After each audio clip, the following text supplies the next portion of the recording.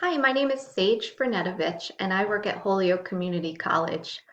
I am working on developing a course for botany in Canvas. I've been teaching this in Moodle for quite some time, and I'm just starting to work on this now. So I want to take you through this course, what I've gotten so far. I'm just working on one module. Um, I do have some botany course information here. It's a module in the syllabus as a page in that module.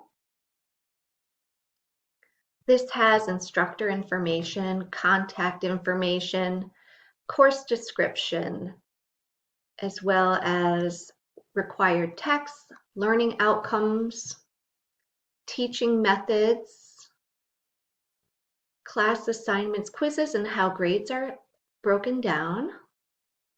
We have homework, and we have other assignments. We have forums as well.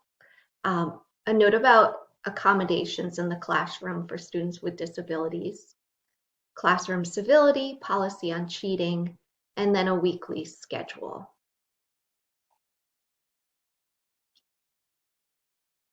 Okay, and that's a lab schedule down there. Going back to the main course, the module that I've been working on developing is climate change in plants. It starts with an overview. And this is a page.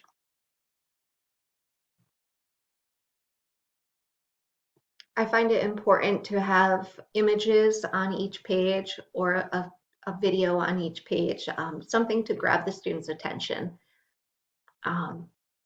Have objectives listed here. Again, it's because it's an overview page. And also what they will be doing. This week you will use videos and a reading to complete the assignment. So students can easily navigate by clicking next. I have a page of videos for the students to watch. There are 4 embedded in here.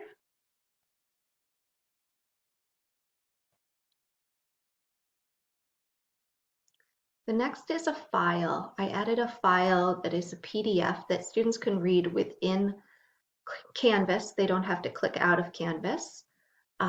It's a primary source article on the impacts of climate change and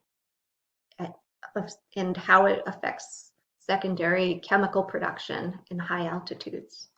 So it's an interesting article that they can use to finish their assignment. They'll use the background information for that. And I have an assignment.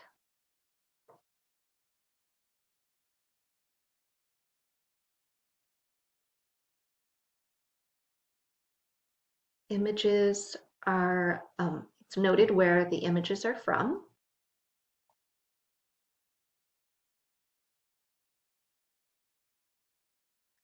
And to wrap up the module, I have a class discussion on climate change.